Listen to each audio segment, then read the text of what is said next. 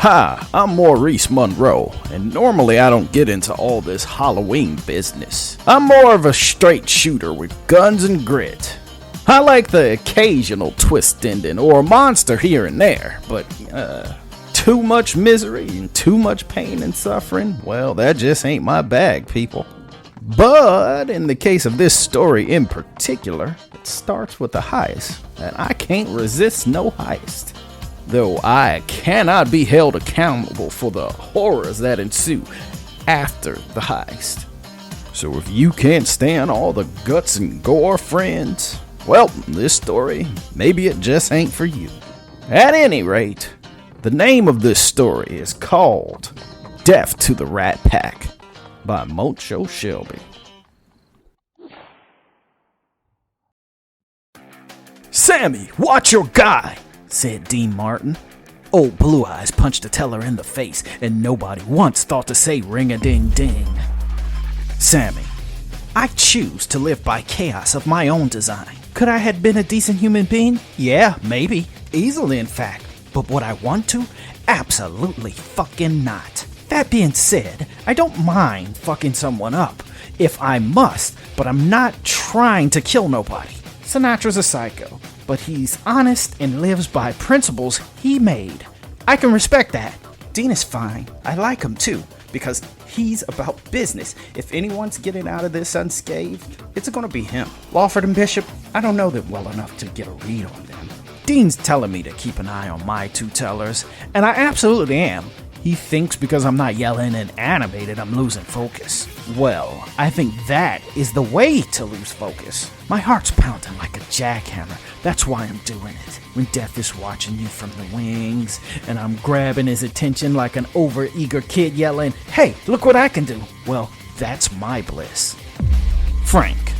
I just love watching a pretty man go down. It's like staring at a sunset to me. That's why I had to hit that asshole. Did he have a gun? Nah. Was he in the midst of fucking our shit up? Nah. But he had to taste that floor. Thank God for Dean reining me in, or else I'd be off beating the shit out of people, completely losing the point. I'm crowd control, so me punching people and psyching them out is what I'm supposed to be doing anyways. It's on Lawford and Bishop to handle the money. I'm simple. Not simple like stupid, but there are things I can and cannot do. When I see blood in the water, I have to fight. Dean, if there is anything you need to know about me, I'm gonna be alright, even when I'm not. I don't make plans that don't work, and I don't pick people ill-suited for the job. People are the same as machines. They have functions and uses, whether they admit it to themselves or not. What makes one man a criminal and another a law-abiding rube? Who knows? But to believe you're not dealing with one person with a completely different set of programming is high-powered delusion. This is one of the best crews I've had. Not because each person in and of themselves is excellent. I've worked with people that were excellent at their positions, but that doesn't matter if the team itself can't find some measure of unity. Each man on this crew clicks together like a cog in a clock.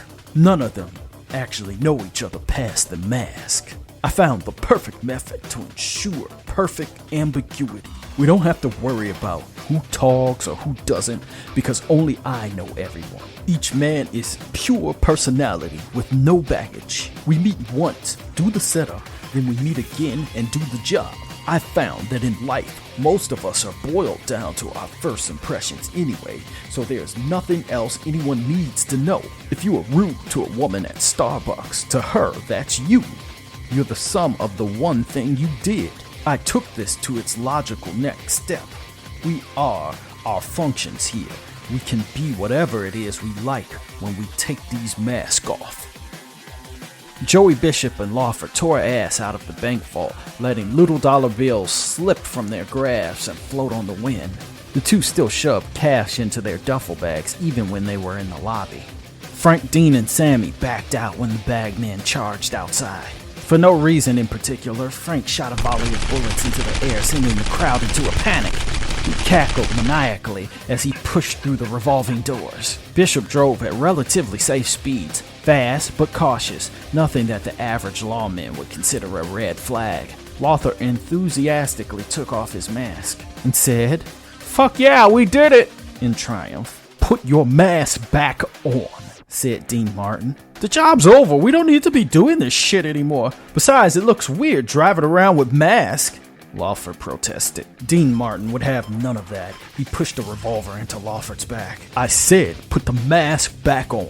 No one could particularly see Old Blue Eyes smirk, but they could certainly feel it. "You wouldn't shoot me in the car for that," Lawford said confidently. That self-assurance drained from his face when he heard the loud and deliberate sound of the hammer clicking back into place. He didn't say a word. He put his Lawford mask back on. "We stick to the plan. We keep driving until we get well out of the city. We divide this up and we can all never see each other again if it suits you." Dean went under the driver's seat and produced smaller masks that would be in keeping with someone not wishing to spread COVID, along with sunglasses and an assortment of different hats. Each of the Rat Pack took one of the medical masks, glasses, and hats, then switched one mask for another, careful not to glance in anyone's general direction. The car went quiet for almost 2 hours as the five drove out of the city. Urban gave way to rural, day gave way to night, and the moon was beginning to peek out its head. Bishop had only been given a vague set of instructions to take 66 west, and no one other than Dean Martin knew where they were actually going. Sammy was on his phone, and it was well after dark before he spoke. Barely a mention on the news, only a few rumbles on Twitter though. "So where are we going?" Old Blue Eyes asked. "Turn here," Dean directed Bishop. He heard Blue Eyes speak, but it was clear that them not knowing was the point. The land itself began to lose all structure and definition in the dark of night. One turn felt just as arbitrary as another. There was forest and trees that blocked out landscape, and after a while they for sure weren't traveling on any road. There was only a persistent crunching of gravel. "Okay, I'm gonna have to ask, where the fuck are you taking us?" said Bishop, who was beginning to get nervous. Though he trusted Dean's reputation as an honest thief, if there even was such a thing, trust could only take you so far when dealing with people who had morality systems they completely made up. "I don't think it's an odd question to ask. Where are we?" Lawford seconded. Normally, Dean might had told them to shut the fuck up, but he had been in many a crew where easy misunderstandings led to four-way shootouts. If two of them built up the courage to ask it, then everyone was thinking it, and one drop of mutiny was too much to risk for him. "It's a place I know that has no signals of any kind. If somehow, some way, someone put a tracker on this money, they would have lost signal miles ago," Dean said. The collective group nodded and asked no more follow-up questions, which was good because Dean wasn't willing to answer any. On the off chance he'd use this place again, he hoped that none of them would be able to easily retrace their steps if they got clipped by the cops. "Stop here," Dean said. The place didn't look like anywhere, and the road, if it could be called a road, was so narrow it was barely safe for two cars to pass each other. Bishop stopped the vehicle.